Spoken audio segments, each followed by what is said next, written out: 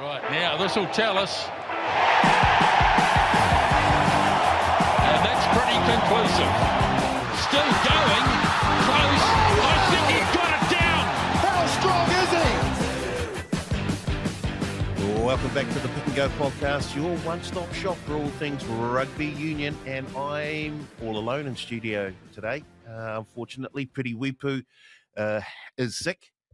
I'm getting sick. And we're joined up north by a sicko for rugby union. Our good friend, Ben Searle of Searley Talk Sports. Searley, welcome back in, mate.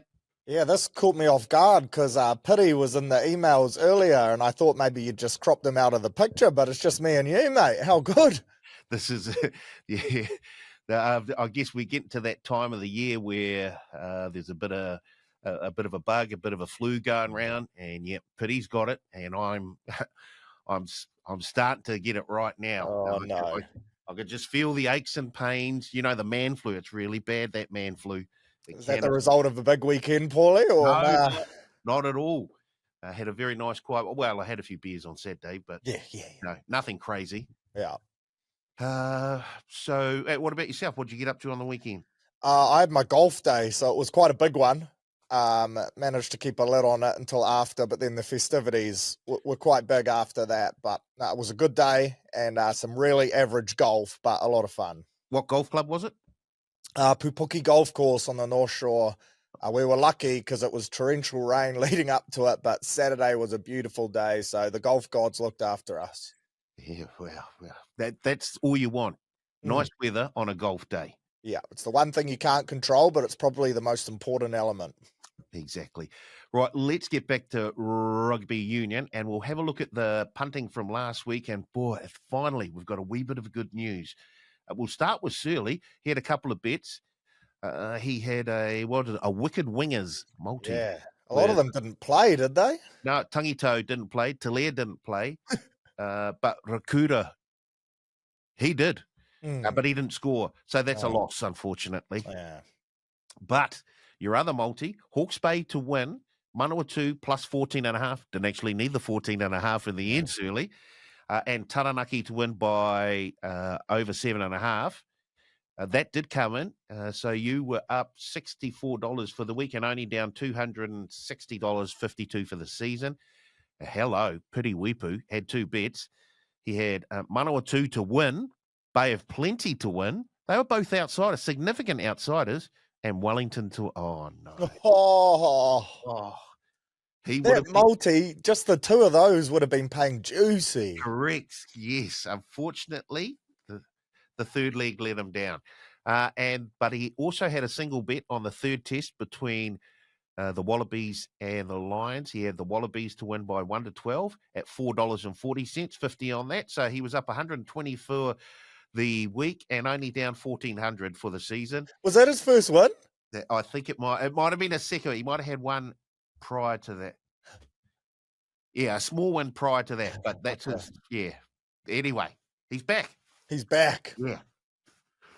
I had a couple of bets. I had Manawatu plus 14.5 into Auckland by 1-12. Well, it was almost there, but for a Lema Sopoanga try late in that game. Then I had the Lions to lead at halftime, Wallabies to win. No, Wallabies were just way too good at the end. So I was down 100. I'm up 608.58 for the season. Why don't we just have a quick look at that Wallabies Lions third test and the series overall, Searley? And what did you take out of that? First of all, I thought the physicality of the Wallabies was just, they were to it. And the changes that were made at half, but, just niggling away at the opposition. That's exactly what they needed from the outset, I think. And Nick White, he's not backwards and coming forwards, but the physicality of that Wallabies pack was super. Yeah, we spoke last week about the effect Will Skelton has on this team, and you'd have to think if he was there from the first test that it could be a slightly different series, and if he was fully healthy right from the get-go, because he's their enforcer, right? And he was into this Lions pack again, and the conditions made for it to be a brutal game. It was pouring down. We had the thunder and lightning break, of course, but this is what I wanted from the Wallabies in the first test. And it leaves me still wondering why they didn't have more games leading into it, because you could see now that they're starting to establish some combinations and hit their straps and find the way that they want to play this year. I agree with that Nick White call as well. I think his kicking game as well was really crucial in these conditions. But yeah, for me, it was Skelton and Hooper were the real standouts. I thought they were both exceptional in the pack, and they just didn't take a step backwards from this Lions team. They took them on at their own game, gave them a bit of niggle and got up in their face, which you need to do, right? Exactly. And look, you could look at it one way and say, well, the Lions had already won the series, so perhaps they were taking this just slightly easier than they would have if the series was tied up 1-1. But no, I think the Lions would have loved to have gone back home with a 3-0 series whitewash of the Wallabies. So they gave it everything there.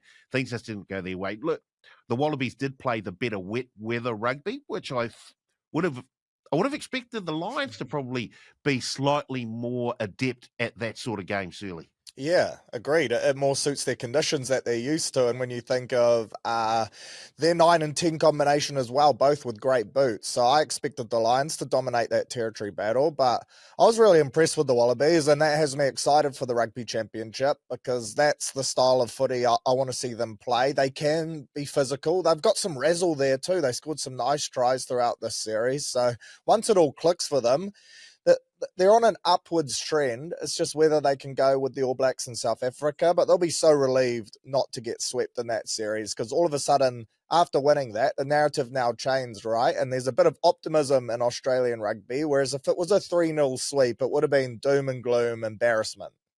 Exactly. And you mentioned the Rugby Championship, and that just does add a wee bit more spice to it. You're right. They're actually, I don't know if maybe they used the Lions series to build up for the Rugby Championship, Surely. That's why they didn't have any more warm-up games prior to the first test against the Lions. Obviously, that's not the case. But they are starting to hit their straps right now.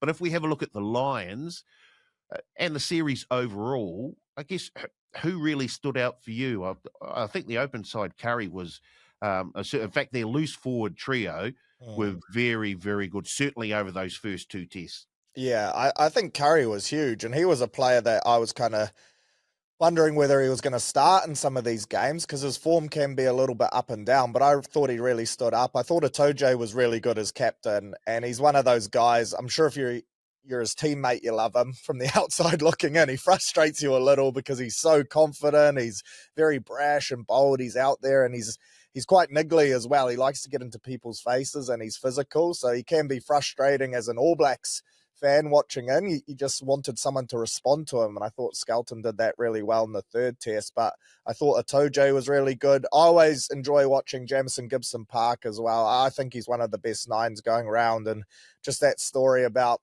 him being not wanted in New Zealand rugby so much, and to see how far he's developed has been unreal. And I'm a big Finn Russell fan, so I always enjoy watching Finn Russell play. I will say Bundy Aki, I don't know how he managed to convince the wife to get out there for that 3rd test. That is elite stuff. Just to get the permission slip signed to be able to play in that game alone deserves a shout out. He was far from his best throughout this series. Of course, only played in the 2nd and 3rd test, not the first one. But yeah, the fact he was out there playing footy after his wife gave birth in a car is just crazy. There's a story for the future that he'll be able to tell the kids and the grandkids. You mentioned Finn Russell. He was very, very good at first 5'8". In fact, the combination with him, Hugh Jones, I thought was very good out at centre. I thought in terms of the Wallabies, I guess Joseph, the former rugby league player, he really sort of, he was one of the more physical players in the back line. And Peach scored a very, very good try early on in that 3rd test. So there are some very, very good signs for the Wallabies. Yeah, they got strike in that back line. Like, we always talk about Tom Wright on here because we're all pretty big fans of him, and he's got plenty of razzle. I thought that try Jorgensen scored as well was pretty skillful stuff in wet conditions to be able to scoop the ball up and just go. And like you said, Joseph, every game he has, he starts to look a little bit more confident, doesn't he? And he's a big body. they can use him as a battering ram. I'm still not sure if that's the best way he should be used because he's just so skillful and he just glides when he's in space. But I'm excited to see what he could become come that World Cup when they host in 2027. This team should be firing pretty nicely. Yeah, there's a lot of positives that the Wallabies can take out of that Lions series, even though they went down 2-1 to the Lions. But we'll just have to wait for another 4 years for the next Lions tour. Yes. Quick question. Yep. Does it concern you a little as a Wallabies fan, if you were one, that Will Skelton, 33 years old, is so important to your side? I guess it depends on who they've got coming through, but he was the standout in that forward pack for the Wallabies. He was the lightning rod. Probably shouldn't mention lightning. Yeah, there we go. He was the sort of the spark that actually got that that pack rolling and moving. And once again, he was a player who just would not take a backward step and was happy to go nose to nose with the Lions. And we saw that a number of times during the second and third test. So, yeah, he is a huge, huge part of that Wallabies team. And they'll be hoping that they've got a few younger players coming through that can step up to the mark and sort of take the mantle off it. Because as you say, he's getting towards the end of his career. I'm not writing him off just yet. And I hope that we do get to see him in the next Rugby World Cup. But yeah, he is. They need some, I guess, a progression plan to have players coming through, and I hope they do because it's no good playing a weak Wallaby side. We like to see a great competition when we head over there and when they come over here. So I look forward to the Rugby Championship. I'm just going to check the odds out for the Rugby Championship. The All Blacks are favourites there. And the South Africans were second favourite, just in behind. Of course, we've got the odds for the first two matches in the system already. South Africa, $1.10. The Wallabies, $6.50. Argentina, $3.40. The All Blacks, $1.30. And the Wallabies are 17.5-point underdogs against the South Africans. That just looks a wee bit juicy for mine at the moment. And in terms of the outright market, the All Blacks are favourites at $1.85, South Africa at $2.15, Argentina $9, and the Wallabies are the rankies at $13. They're starting to just, I don't know. I don't see them being like $13 outsiders in that tournament. No, well, they host Argentina, don't they, for both of those games? So you'd have to think if they can win both of those games, they will finish higher than Argentina on the ladder because that will be, both of those teams should be targeting each other to try and finish third realistically, right? And South Africa and New Zealand should be shooting it out for the top. The one thing in the Wallabies' favour is they've had their toughest games leading in. It's almost flipped now, right? Like South Africa played Italy and Georgia. We've played a French B or C team. We'll let people decide what level of ranking they put them at. And the Wallabies are coming in having played the Lions. So you'd have to think that all of a sudden, after being so underprepared for this Lions series, they're now the best prepared for the Rugby Championship. So, yeah, I'm surprised to see them fourth, not third, in particular, given that they will host Argentina, not the other way around. Yes, yeah, it's going to be a fascinating start to the Rugby Championship in a couple of weeks. Right, let's have a look at the NPC, and I've got a question for you, Surly, to kick things off. There are a number of upsets in round one of NPC 2025. I want you to let me know who you think was the biggest upset of the round and why. Was it Waikato over Auckland, Manawatu over North Harbour, Canterbury over Wellington, or Bay of Plenty over Tasman? Which one sort of stood out for you? Well, the odds suggest it was Manawatu getting up over North Harbour, which was a heartbreaking loss for me to watch on my Friday night. But I think the biggest upset was the scoreline in the Bay of Plenty Tasman game because we were on here last week, Paulie, saying we like Bay of Plenty at good odds as a bit of our outsider. I think they were $7.50 to win the comp. Tasman, the betting favourites, but 37 points to 7. I did not see that coming. And Tasman were a stack side, as were Bay of Plenty, but for Bay of Plenty to be that dominant at home in round one against the competition favourites, to me, that was incredibly impressive. And it was a game where at 10-7 and then Tasman got held up. Like that could have flipped momentum completely and you could be looking at a different scoreline. But I thought Bay of Plenty was so impressive. How about you? Yeah, I'm sort of thinking along the same lines as you. You look at the odds prior to round one, and Manawatu were huge outsiders against North Harbour. Even though they were in Palmerston North, they were huge outsiders. But just the ability of the Steamers to put 37 points, the defence, first of all, to only allow one try to a Tasman team that had the likes of Tavatava Nawai, who was released from the All Blacks for that match, Tomoi Falau, who, of course, has just signed with the Chiefs, Macca Springer of under-21 fame, David Harvili, Mitch Drummond, Levi O'Moore. Look at that backline of Tasman. That is a star-studded backline, and they kept Tasman to just 7 points. That really stuck out for me.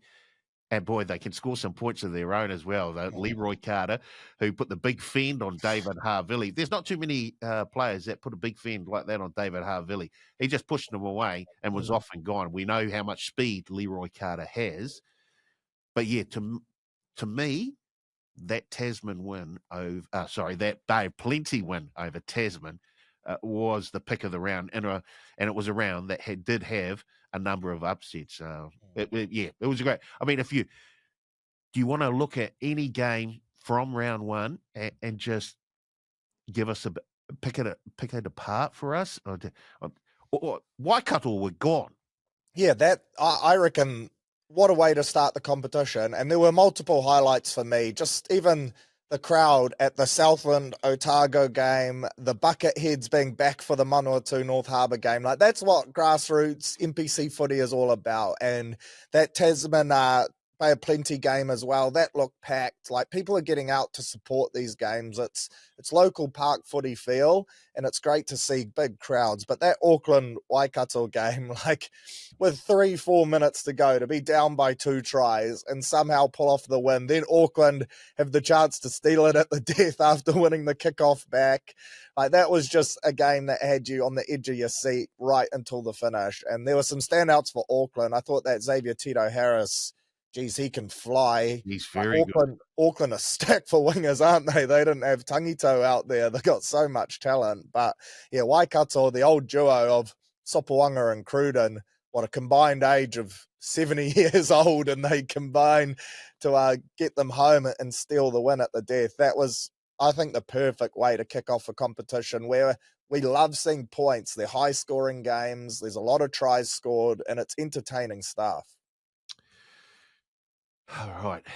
Having looked at that, I'm just going through a couple of the other games. Bay of Plenty, of course, big standout against Tasman. Manawatu. And if you have a look at Manawatu's lineup, look, they do have a sprinkling of Super Rugby experience there with Braden Yorser in the lineup. I look at them and I think at home, they're going to be very, very tough this season. I think having Brett Cameron there, like last year, he missed a lot of games for them due to injury. I think having him back, it's so important to have a good 10 with Super Rugby experience that can guide this team around. And I think we saw it with Hawke's Bay as well, who looked lethal on the weekend. But that combination of Godfrey and Zahn Sullivan, like that'll win them games alone. And I think having Brett Cameron there for Manawatu, when he's got threats like Braden Yorse, Nani Laumapi, inside and outside of him, he'll just put them in the right areas. And they were up for this. Like they held up a couple tries. It looked for certain a few times there early in the game that North Harbour were going to score, but the Turbos really wanted to kick off their season with a home dub, and well done to them. It was heartbreaking for me because everyone's expecting Manawatu to really struggle this year, as they often do. So it was quite an embarrassing loss for Harbour. But like you said, when you look at that Turbos lineup, I don't think it is that embarrassing. Like TK Howden, he's a good player in the flanks as well. So, yeah, they'll be a tough team at home. And I don't think you can underestimate anyone this year. Even Southland, even though they went down to Otago, they put up a great fight as well. Northland looked reasonable against Taranaki, even though they only managed to score the 3 points. They still created opportunities. County's probably the biggest disappointment then in Harbour in week 1, but I expect both of them to improve for sure. Yeah, I guess if you have a look at that Counties Monaco game against Hawke's Bay, was it that Hawke's Bay were just way, way too good, or just a better prepared side, um, as opposed to Counties Monaco being that poor?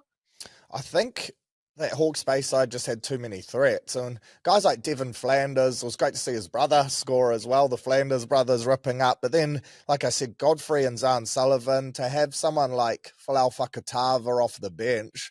Hawke's Bay are always a really strong side at NPC level, but I think they're another one that probably were a bit underestimated coming into this year, because those two at 10-15, they got McClutchy off the bench as well. They've just got really good game drivers and a good forward pack with some threats in the back line. Like Jonah Lowe, I feel like they could be dark horses as well. What were they paying? Like 12s, 15s? Yeah, they were. So, no, there was a big middle market that looked very, very juicy prior to the first round. Bay of Plenty, of course, who have come in after that performance against Tasman. I think Hawke's Bay, Taranaki were also out there. Waikato were out there. So, yeah, I think we might see a few more changes after round 2 as well, although I don't think we'll see as many upsets this time. I think the bookies have started to get closer to where the lines should be.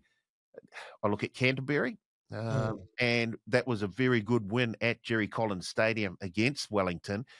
But there were a couple of turning points in that game. I think Wellington were hot on attack, and then there was a bit of an intercept, and then we end up all the way down the other end of the field, and Canterbury score a try. So, although Canterbury looked very, very good, and if you have a look at their lineup, once again, there's a whole heap of experience in both the back line and the pack. Brodie McAllister got a run at hooker. Tom Christie, Cullen Grace in the back line. You got Shea Fihaki. Johnny McNichol looked very, very good at fullback. So, yeah, then once again, it's great to see that bit of experience mixed with the younger sort of the up-and-coming players coming through and getting their opportunity. And as you say, putting their hand up and saying, well, don't forget me, Razor. I could be a bit of a go. And if you have a look at the injuries that the All Blacks have got at the moment, boy, oh boy, there's a bit of, he's had to name, 4 or 5 extra players as injury cover for that All Black squad that was just announced.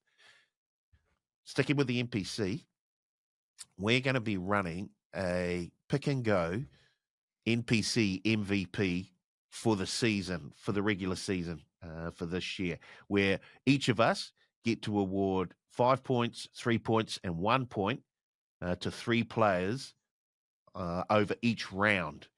So not for each game, just for 3 players over each round. And I've asked Goldie to join in. Pity will be in next week. He'll have his players for next week. And Steve Devine, who has been on holiday, he'll start from round 2. But for round 1, I've got Goldie's numbers for the NPC, the pick and go NPC MVP. And I can tell you that he was very much impressed with the Taranaki fullback, Ratumai Tavuki Neepkins. He's his best player. He gets 5 points for Goldie. Aaron Cruden, the first 5'8" for Waikato, gets 2 points.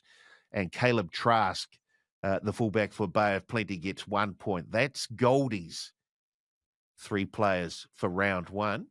Surly?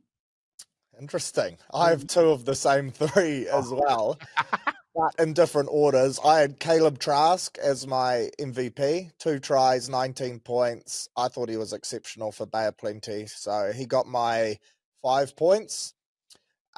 In second, I had Jacob Ratamatavuki Nepkins, an exciting player. Goldie's probably got his Otago Highlanders glasses on there, but I do think he's going to light up this competition. And then my 1 point was Harry Godfrey. I loved what he did early doors for the Canes in Super Rugby, and he's just got a great boot. I like the way he attacks the game in the 10 jersey, and his combo with Zahn Sullivan's going to be great to watch. I also have 2 players that say I had Caleb Trask with the 5 points. I just thought, as you say, he kicked the goals, ran some great lines into that plenty back line and look very, very solid at the back. So Caleb Trask for 5 points for me. Christian Leo Willie gets the 3 points for mine. I thought he was superb for Otago. He scored a try, but his work rate was superb.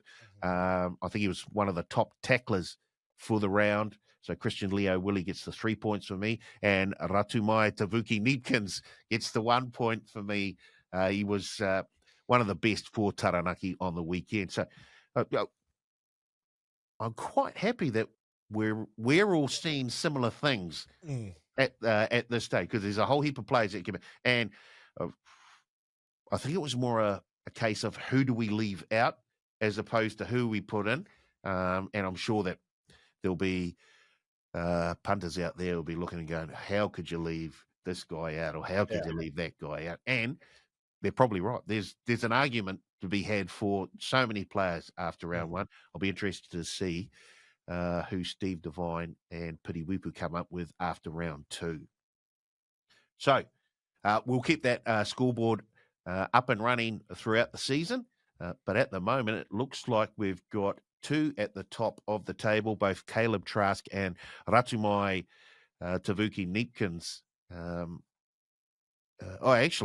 Caleb Trask is at the top, I think, because we both had him in number one spot, and Goldie had him at number one. So he's got 11 points. He currently leads the Pick and Go NPC MVP, or the PAG NPC. PAG NPC MVP. I like it. What a prestigious award too. Huge. Yeah, well, I guess we're going to have to find a cup or a trophy or something to award to. And we'll have to go to the game, to whoever it is, and present it. An award. Yeah. Yep. Geez, maybe we should start picking some Southland players so we can take a trip down there. How good. Righty-ho. Let's have a look towards this week, round two. And the bookies have already got the odds out for every single game this weekend. We'll have a look at a couple of them in depth, Surly. And the first one I want to start with, it's a game that has a lot of history. A couple of the big boys. Canterbury hosting Auckland. Canterbury, of course, coming off that big win against Wellington in round one. They're $1.47 favourites, Canterbury. Auckland are $2.60. They're 5.5 point underdogs, Auckland, and the total set at 55.5. There's a lot of history between these two teams, a lot of Ranfurly Shield history between these two teams. But if you look at it right now, and obviously we don't know who's playing at the moment, teams haven't been selected, but from what you saw in round one, are you leaning any way at all here, Surly? I think off round one form, you'd have to go with Canterbury because I thought they were a lot more clinical. I thought Auckland had a great mix of youth and experience, but I thought that youth kind of let them down a little bit late, and they wanted a little bit more experience out on the paddock just to be able to shut that game down and ice it. Whereas I think Canterbury have the perfect balance, right, of plenty of Super Rugby players, but some young guys coming through from club rugby too that are very capable of stepping up at this level. Like you said, the big one for me is team namings. Like, how far away is a Stephen Perifeta? Because he would change this Auckland team completely straight away. And if he's there, I'd almost move them to favourites. Is a Brodie McAllister playing for Canterbury this weekend after being named for the All Blacks? But they're still, 2 weeks away from heading to Argentina, aren't they? So are those guys going to be available this week? Off the back of week one, I would say Canterbury, too good at home. Tough place to go and get the win. But Auckland's certainly capable. And if you chuck in a Tangitau or someone like that on the wing as well, they can score points. It's just defensively whether they can shut down this Canterbury team for me. Yeah. Auckland will be very disappointed that they let that win go against Waikato. When you're up by, they were up by 20 points, weren't they, with about 20 minutes to go? Yeah. I think I heard Angus Tarval say post-game as well that in this competition, you can't really drop games like that because before you know it, the top teams have shot out to a big lead on the ladder and they're really hard to chase down.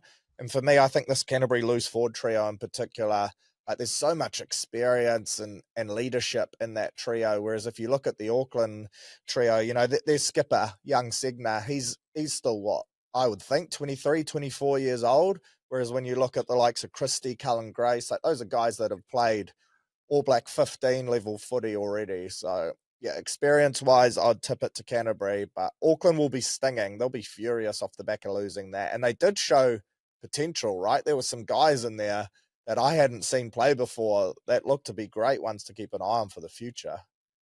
Yeah, as you say, that Tito Harris has got wheels on him, and he looked very, very good when given a wee bit of room. Spencer at the back didn't look the worst. They just, as you say, they just lacked a wee bit of that experience and those cool heads late in the game when you've got a lead to just shut it down and not let the opposition back in. But there's plenty of improvement, I'm sure, to come from Auckland.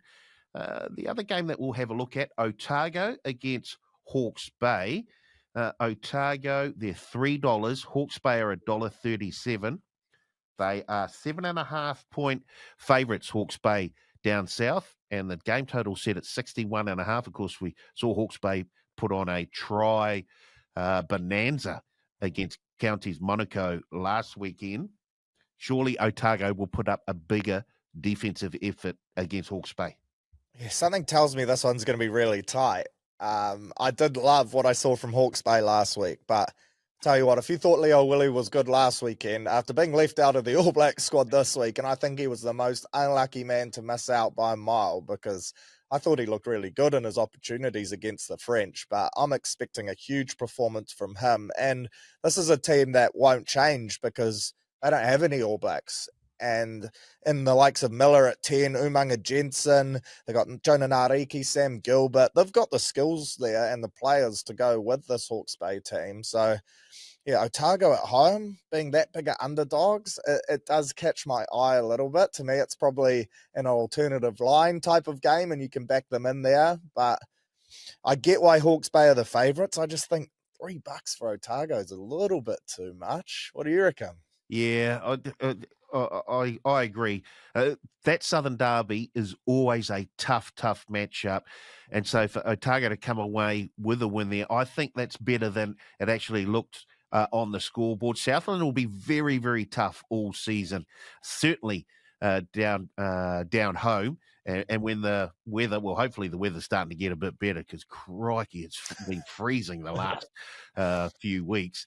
But if you have to travel down to Invercargill to take on Southland, you'll come away knowing you played a tough game of rugby. So Otago, I thought, were one of the most impressive teams last week, even though the scoreline may not have sort of suggested that. So, yeah, that's a lot of points to give Otago at 7.5, a converted try at home. Yeah, but even though Hawke's Bay looked very, very good, I think they're going to find a better defensive outfit in Otago, and they might struggle to score as many points as they did against Counties Manukau. If we have a look at a few of the other games and just touch on them, we kick off with Southland travelling as far away from home as they possibly can. They head up north to take on Northland. Northland weren't the worst against Taranaki, but they are $1.65 favourite. Southland $2.20. Do you see anything there that tweaks your interest, Surly? This is every year I feel like these two teams target each other, right? And when you look 5 or 6 years back when both were really struggling, this was the one game they both got up for to try and knock them off and get the win and avoid the wooden spoon. But I feel like both these teams are so much improved this year. I've heard Simon Parker will be playing for Northland still. Razor wants him to lace up this week, so that's great for them. Southland making a big trip, so Northland at home, probably slight favourites, but I expect this to be 3 to 5 points difference between the two teams. I think this is going to be a really tight game and a great way to kick us off. Here's one that's really close to your heart, Surly. North Harbour at home to Taranaki. North Harbour, $3.40. Taranaki, $1.30. Can you make a case for your boys? I would love to, but I'd be lying to you, to be perfectly honest. I was excited from what I saw from Pellegrini. That filled me with a lot of hope. But then I saw a video yesterday that he is now in the Tongan camp. So that's a massive loss for us in terms of a first five that can just out and out win us games or score us points off the back of his individual brilliance. I thought he had moments there where he looked really good. But to me, I just think Taranaki are going to be too strong. And North Harbour, to our credit, a lot of these boys are club footy players. A lot of them are getting their first taste or perhaps at the start of just their second year of NPC footy. And it is quite a big step up. Whereas if you look at Taranaki, they've got Super Rugby talent in there. And I think that makes such a difference. So, yeah, unfortunately, at home, hopefully people get out and support. I'll certainly be there. But I just think Taranaki are going to be too good.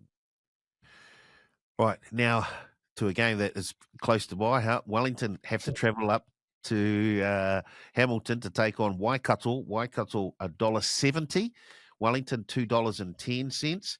I'm not sure the bookies have given Waikato enough respect here. That look, they were behind big time against Auckland, but they showed enough character there. And once again, you got the cool heads, the experienced heads. You've got the likes of Lema Sopoaga coming off the bench, who has played, over 1,000 games of footy all around the world, has played 15, 16 tests for the All Blacks.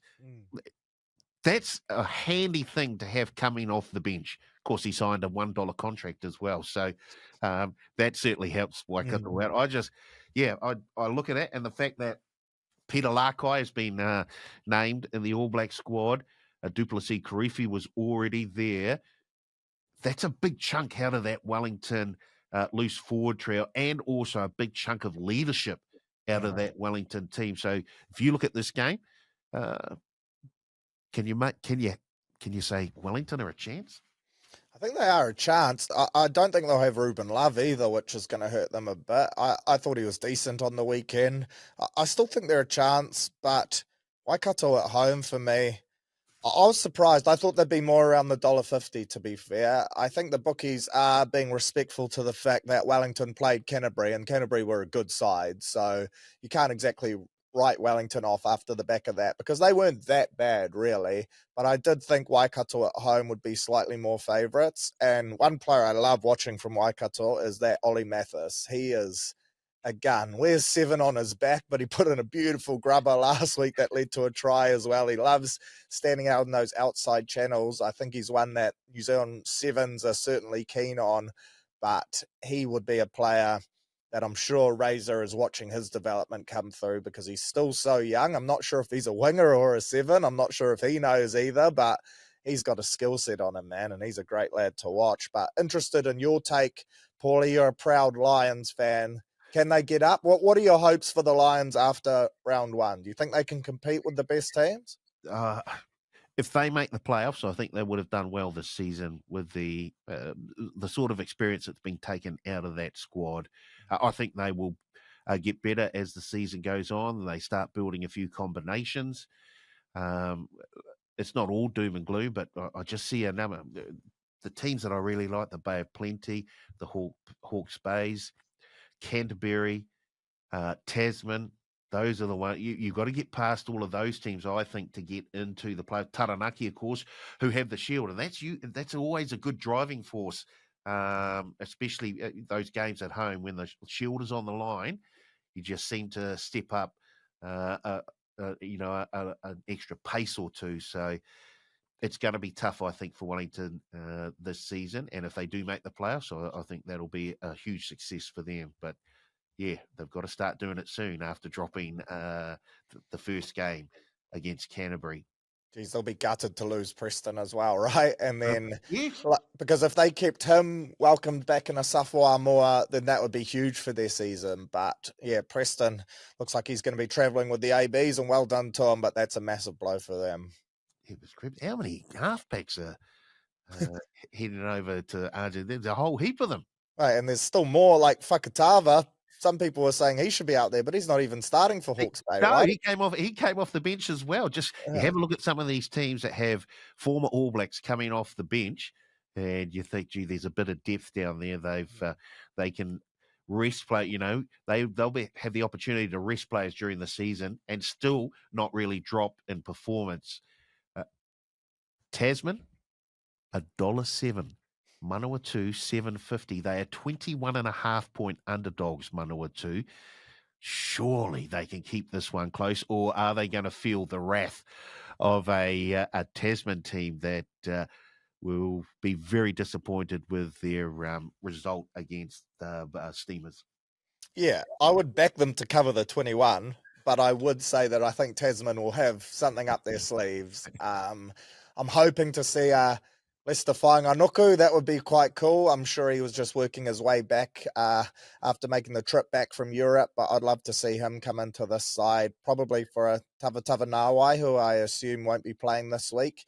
Chuck him back on a wing, but yeah, you'd have to think Tasman, right? They hit their straps this week after that disappointing performance last week. To be fair, they actually weren't that bad. Bay Plenty were just really good. But yeah, at home, I think they'll be too strong for the Turbos. But 21 is a lot of points for a team that looks much improved this year. 3 converted tries, that is. And you're right. Tawatawa Nawai probably goes back into the All Black squad. And, let's add a Lester Whainganuku. It's like that. Some teams do have a few riches in them, and that back line, I think, will be looking to improve on what happened. You're right. Bay Plenty didn't really let them play the way they wanted to. And I think Tasman got held up over the line at least a couple of times. Yeah. So if those tries get scored, we may have seen a different result up at Rotorua. But no, it was Tauranga, wasn't it? Yeah. So what have we got here? I think we've looked at all of them now. Oh, no, we haven't actually. Counties Manukau welcome Bay of Plenty. $4.20 Counties Manukau, $1.20 Bay of Plenty. Do Bay of Plenty just continue on their roll here? I think so. I was a little bit worried for Counties in that game. And I think Bay of Plenty, yeah, they'll just be so confident off the back of that. And they also don't seem like a group that's going to get complacent with Kurt Eklund, Arkoi leading that forward pack. Like, those guys are just all out effort, and they seem so happy to be back in that Bay of Plenty jersey because I know they love wearing it. And then with the dual pivots, with that back line, it'll be interesting. Do Leroy Carter and Amoni Narawa play? There's a lot of selections there that Razor's going to have a say in, but I still think they have the depth and the strike to be able to beat a Counties team. I was impressed with their players off the bench too. Again, guys that I didn't know a lot about, particularly in that back line, but geez, they've got some attacking weapons. Maybe they're Sevens lads from down there. I'm not too sure, but they've got plenty of razzle-dazzle in that back line. Righty-ho. I think it's about time. Oh, well, let's mention the All Blacks, and we'll go into them a wee bit more in-depth next week when Jeff Wilson will be joining the podcast. But just what are your overall thoughts on the squad that's been named and the debutants? Yeah, like you said, there's about 50 guys on injury cover, isn't there? And I was a little shocked at some of them because, like, I was with Luke Jacobson on the weekend. He said he's about 4 to 6 weeks away from even running, but he's named in the squad. So Razor's certainly naming everyone. But I'm excited that Simon Parker gets a crack. I feel sorry for Leo Willie, but I am excited to see Parker get a go after a massive season in Super Rugby. And I think he has potential to be that hard-edged Squire-like 6, which we've missed for a couple years now. I'm excited to see Leroy Carter get a crack as injury cover, and hopefully he can play his way in because he can now play wing, he can play centre, he can play halfback too. So he's the ultimate utility, isn't he? He's the Swiss Army knife to unleash, and he's just got out-and-out speed, one-on-one. He's someone that the Springboks won't know a lot about either, so I think he could give us a little bit of potential X factor. And then I'm excited to see Preston in the mix too. I'm not sure. I'd say he's behind Finlay Christie, so he's the third of the healthy halfbacks. But what a recognition for him, gone from being a full-time roofer to getting a crack at Super Rugby this year, and now he's All Blacks injury cover. You couldn't write a better story than that. How about you? Who stood out for you?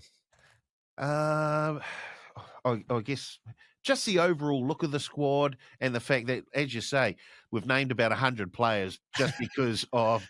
If you're not in it, you're fuming, right? If you're a Whakatava or someone, you're thinking, what have I done? Although you probably want to get some game.